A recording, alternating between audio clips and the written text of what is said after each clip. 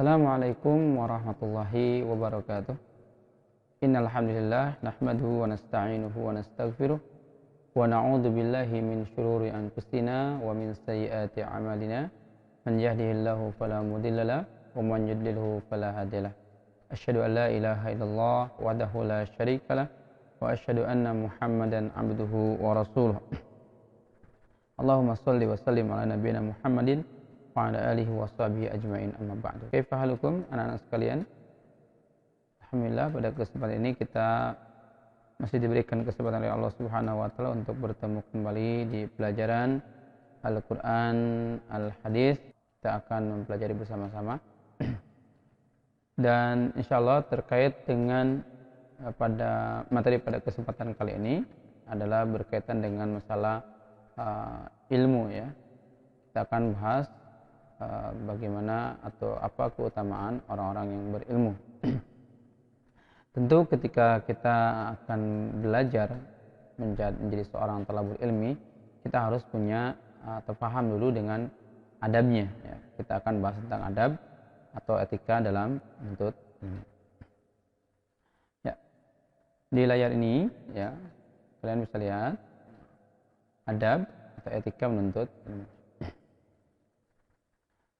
Sebagai motto kita, ya, tidak ada yang bisa dilakukan tanpa ilmu. Jadi kalau tidak punya ilmu, maka kita tidak akan bisa melakukan apa-apa. Ya, semuanya dengan ilmu, tentunya ilmu syar'i, ya, ilmu yang diajarkan oleh Allah Subhanahu wa taala melalui Al-Qur'an dan lisan Nabi sallallahu alaihi wasallam, ya, dari hadis-hadis. Ya, ada sebuah ungkapan, barang siapa yang menginginkan kebahagiaan di dunia haruslah dengan ilmu, dan barang siapa yang menginginkan kebahagiaan di akhirat juga harus dengan ilmu, dan barang siapa yang menginginkan keduanya maka kita harus juga berilmu. Tentu pertanyaan, kenapa kita harus berilmu? Ya, kenapa harus dengan ilmu? Di satu perbuatan untuk bisa menjadi amal soleh, ya, atau amal ibadah, baik itu mahdoh maupun ghair mahdoh, ya, manakala dilakukan dengan apa? Dengan cara baik dan benar, ya, dilakukan dengan niat yang baik. Ya, cara yang baik dan benar itu sesuai dengan ilmunya tentunya, ya. Jadi kita mau melakukan sesuatu, kita harus, ya, tahu dulu ilmunya. Allah Subhanahu wa taala memberikan legitimasi kepada orang-orang yang berilmu. Kemudian dinaikkan derajatnya oleh Allah Subhanahu wa taala. A'udzubillahi minasyaitonir rajim. Ya ayyuhalladzina amanu idza qila lakum tafassahu fil majalisi fafsahu yafsahillahu lakum wa idza qila anshuju fanshuju yarfa'illahu alladzina amanu minkum walladzina utul ilma darajat. Ya. Wallahu bima ta'maluna khabir. Ini jelas Allah Subhanahu wa taala memberikan legitimasi bagi orang yang punya ilmu. Allah akan memberikan derajat yang tinggi bagi mereka. Dalam ayat lain, amman huwa qanitun ana al-lail sajidan wa qa'iman yahdharul akhirah wa yarju rahmat rabbih qul hal yastawil ladina ya'lamuna wal ladina la ya'lamun. Ini jelas sekali berbeda.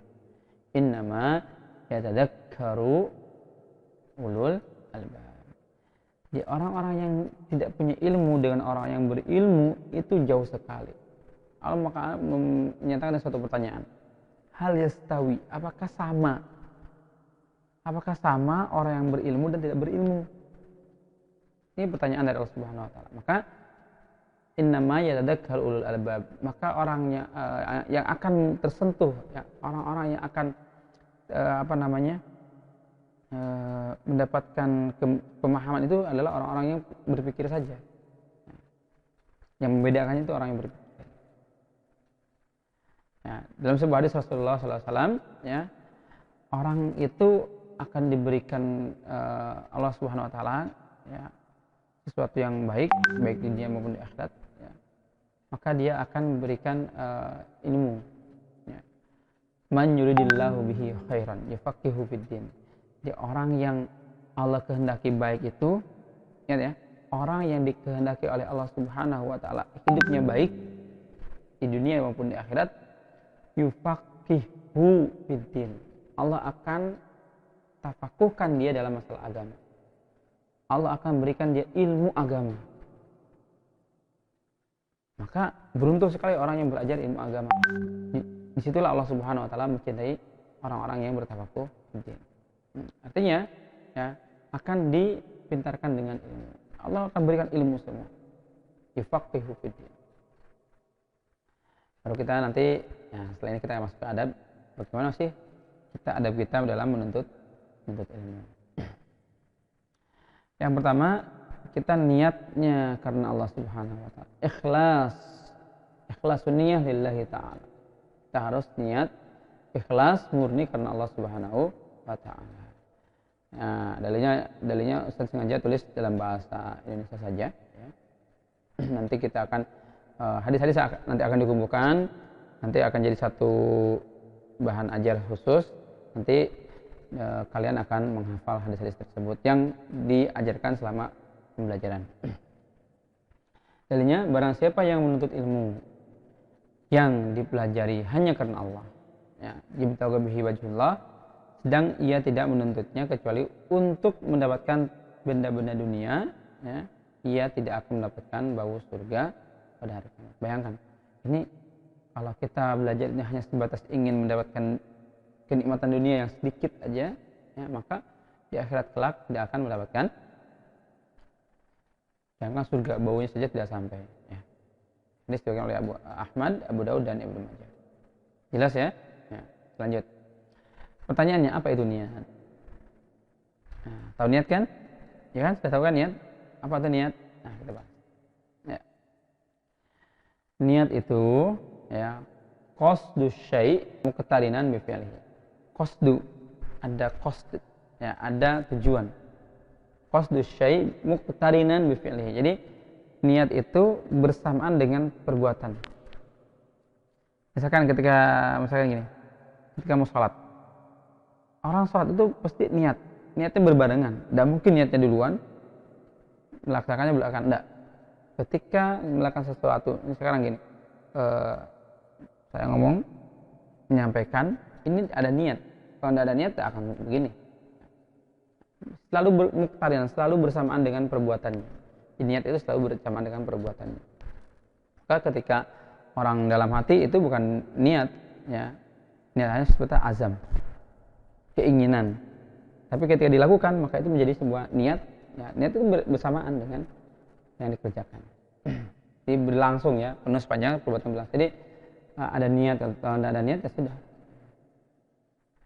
Artinya apa? Niat bukan hanya di awal perbuatan. Jadi niat juga bahkan bukan sekedar hanya bacaan atau membaca niat, ya. Bukan sekedar saya niat belajar, enggak. Niat belajar, maka dalam niat belajar dari awal sampai selesai pembelajaran itu harus ada niat. Niat itu harus nanti diperbaharui, niat terus. Ini kenapa? Karena ini kan pembelajaran nih sekarang. Ketika ada sesuatu yang memalingkan, ada was-was dari syaitan, sudah hilang di situ niatnya. Akhirnya terpotong pembelajarannya dan seterusnya. Nah, itu maka niat itu merupakan penggabungan seluruh potensi hati, pikiran, dan perbuatan. Dia harus sama-sama. Nah, niat itu dari awal sampai akhir, bukan niat di awal saja. Nanti akan berubah. Dengan istilah lain, niat itu adalah penggabungan dari ada EQ-nya, ada EQ-nya, ada SQ-nya. Jadi gabungan semuanya, ya. Karena kesadaran penuh, ya, akan menggabungkan seluruh potensi. Jadi semuanya ketika kita ada dalam satu pikiran, ya, perbuatan, ya, itu akan bisa dilakukan secara optimal. Dan niat yang baik, ya, ihsan dalam beribadah seolah-olah engkau melihat Allah Subhanahu wa taala. Jadi ketika kita niat, ya, maka niat itu ketika kita ingin sesuatu yang baik dan ihsan tadi, maka kita seakan-akan dilihat oleh Allah Subhanahu wa taala. Jadi seperti ini sekarang, kamu belajar di rumah nih, ya. Jadi kita seakan bertemu tatap muka begini. Kita bertemu, kamu lagi main HP yang lain, itu kalau niatnya belajar maka tidak akan seperti itu. Kenapa? Karena harus begitu niat yang baik maka Allah yang melihat kita. Ini kita merasa bahwa Allah Subhanahu wa taala melihat kita. Ya, kalaupun tidak melihat, ya kalaupun kita tidak bisa melihat Allah Subhanahu wa taala, maka yakin Allah Subhanahu melihat kita. Ya. Jadi ka'anna kataroh. Jadi kalau dalam membuat ihsan itu kita harus melihat bahwa seakan-akan kita melihat Allah Subhanahu wa taala. Meskipun tidak bisa melihat, karena memang kita tidak akan mampu melihatnya di dunia ini. Ya. Harus yakin bahwa Allah Subhanahu wa taala, ya, fa innahu yaraka. Ya, Allah Subhanahu wa taala melihat kita. Maka ihsan itu bisa jadi langsung pada ikhlas. Ikhlas, niat, ihsan, ikhlas. Bukan niat yang terpecah ya. Yang terpecah itu kan niat yang pengen dilihat orang gitu kan. Niatnya pengennya disebut-sebut, riya, sum'ah, ujub dan takabur seterusnya ya.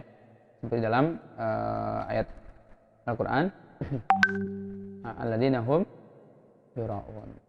Mereka itu yang pengennya dilihat orang aja tanpa mengedepankan manfaat. Jadi kalau orang yang ria sedikit-sedikit kalau tidak disebut namanya, kalau tidak dinilai perbuatannya oleh orang tersebut, maka dia akan merasa tidak dihargai dan seterusnya. Ya. Jadi ikhlas, ihsan adalah ya ultimate goalnya. Ya. Jadi semua tujuannya itu adalah untuk pada ikhlas dan ihsan itu.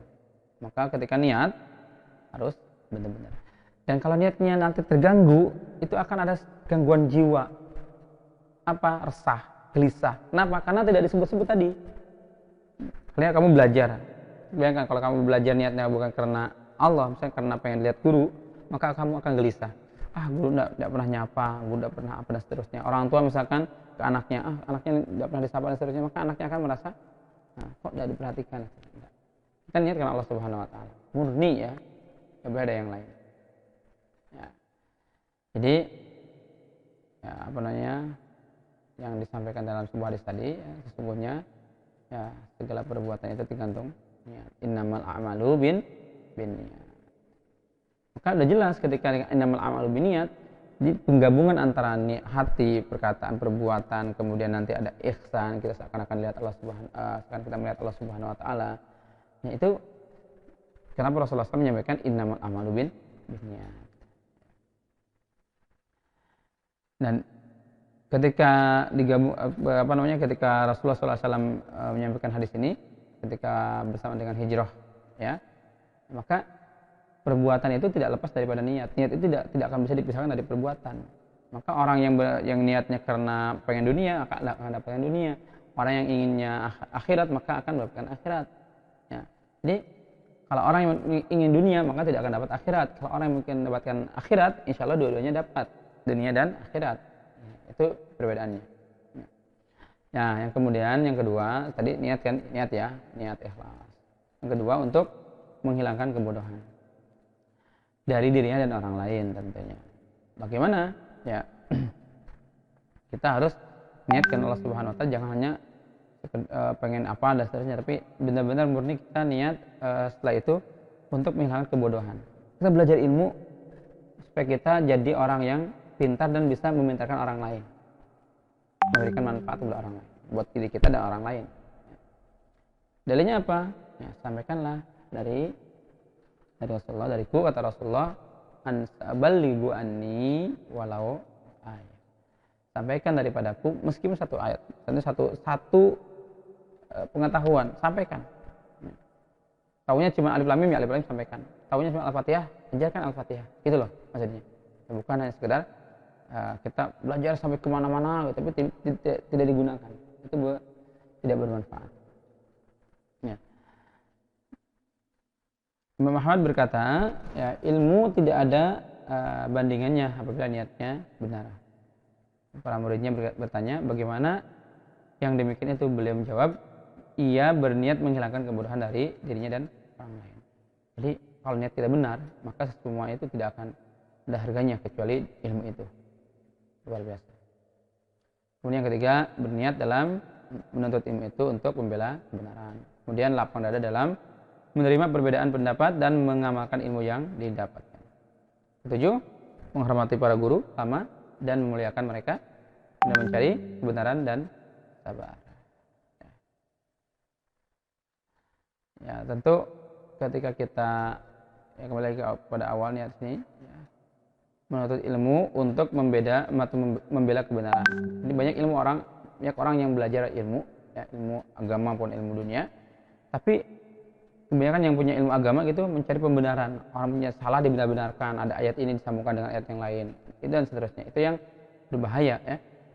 Ketika dia paham ilmu agama tapi tidak didasari dengan akhlak atau akidah yang kuat, ketika ada orang lain mengajaknya untuk mencari pembenaran, carikan ayat jadikan pembenaran, itu salah. Ya, baik. Kemudian bagaimana cara memilih ilmu, guru dan teman yang dalam belajar? Tentu ya, ketika kita memilih ilmu, hendaknya kita memilih ilmu yang lebih baik dan ilmu yang sedang dibutuhkan dalam urusan agama dan dibutuhkan di masa yang akan datang. Jadi kita harus mencari ilmu itu yang memang kita perlu, masyarakat perlu, agama juga sangat membutuhkannya terhadap ilmu itu, maka kita belajar itu. Jangan belajar ilmu yang kita tidak perlukan sama sekali. Kemudian bagaimana memilih guru? Sebaiknya memilih orang yang lebih alim, pandai, wara, menjaga harga diri dan lebih tua. Jadi guru itu yang dicari, ya, ilmunya lebih tinggi, ya, ilmunya lebih tinggi. Ya, tidak mungkin kita belajar dari anak kecil, dari orang yang lebih junior, tidak apa-apa, sama juga tidak apa-apa. Tapi usahakan cari guru yang lebih tinggi ilmunya. Kemudian wara itu dia menjaga harga diri. Dia tidak dengan harta yang sedikit, misalkan. Nah, dan punya harga dirinya dijaga, ya, punya harga diri yang luar biasa. Kemudian lebih tua diutamakan. Jadi kita kan biasanya berguru yang lebih tua itu kan punya rasa gimana gitu. Kalau lebih muda, nanti ada muncul perasaan apa? Makan lebih muda daripada kita gitu. Ya, teman, ini lebih penting juga, teman. Teman yang baik itu akan membantu kita dalam mencari ilmu, membantu kita dalam menjadi orang yang lebih baik. Teman kita baik, insya Allah baik semua. Kalau teman kita sudah tidak baik, ya sudah, selamanya tidak akan baik. Kecuali kita cari teman yang lebih baik, ya, dan sebetulnya. Kita yang harus kita jaga adalah hormati guru, ilmunya, ya, adab terhadap mereka, etikanya ada. Meskipun ya guru itu sudah tua, sudah tidak lagi mengajar kita misalkan, tapi tetap ilmu-ilmu yang dulu kita dapatkan adalah dari guru kita. Untuk apa? Supaya kita mendapatkan keberkahan. Ya, berkah itu dalam artian, ya, kenapa? Karena kalau guru itu biasanya kan doanya guru itu ya kurang lebih dengan orang tua, ya gitu kan. Jika terdolimi maka Allah Subhanahu Wa Taala mengabulkan doanya seperti itu. Ya, nanti tadi di awal disinggung tentang ayat ini, ya. Ini merupakan juga adab dalam majelis, juga dalam kaitan dengan masalah orang yang ditinggal dalam masalah agama. Jadi ketika kita datang dalam satu majelis, ya, penduduk nih, ada orang alim datang, maka kita usahakan alim tersebut duduk di tempat kita atau tempat yang selayaknya diduduki oleh orang alim tersebut untuk menghormati ilmunya. Untuk menghormati ilmunya. Berikanlah duduk kita mengalah seperti itu. Wa idza qila fanshuju yarfa'illah. Jadi orang yang dalam majelis sudah penuh nih, kemudian tiba-tiba ada orang alim datang mencari tempat duduk, maka kita persilahkan lebih bagus lagi tempat kita berdiri, kita tinggal cari tempat lain, orang berilmu itu datang suruh duduk di tempat kita. Kenapa? Maka Allah akan meninggikan orang-orang yang berilmu. Jadi orang yang berilmu itu akan ditinggikan oleh Allah Subhanahu Wa Taala dimanapun, kapanpun dan bagaimanapun. Ya, banyak sekali dalil-dalil, ya, yang mengaitkan, yang menjelaskan tentang masalah menuntut ilmu, ya. Ada hadis, ya, yang dari Muslim, ya, diriwayatkan oleh Muslim, barang siapa yang man kharaja fi talabil ilmi, ya, Man salaka tariqan yaltamisu bihi ilman sahalallahu lahu tariqan ilal jannah, dan seterusnya. Yang lagi hadis yang lainnya. Dalam sebuah hadis tadi juga disebutkan di awal, man yuridillahu bihi khairan yufaqihu fiddin. Kemudian dia yang sebutkan di awal, man salaka tariqan, juga sebuah hadis Rasulullah SAW yang menyatakan bahwa orang-orang yang belajar menuntut ilmu itu akan diberikan kemudahan, Allah akan berikan jalan menuju surga yang lebih luas. Dimudah hidupnya orang yang berilmu itu, apalagi dalam ilmu agama. Ya. Kemudian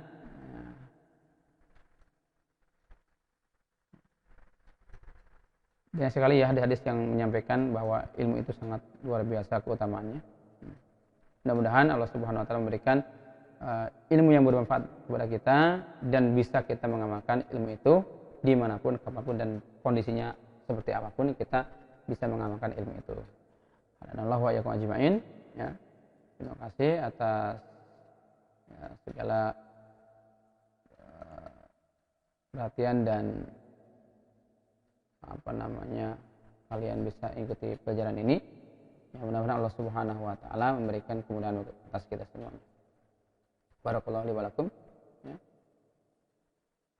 Assalamualaikum warahmatullahi wabarakatuh.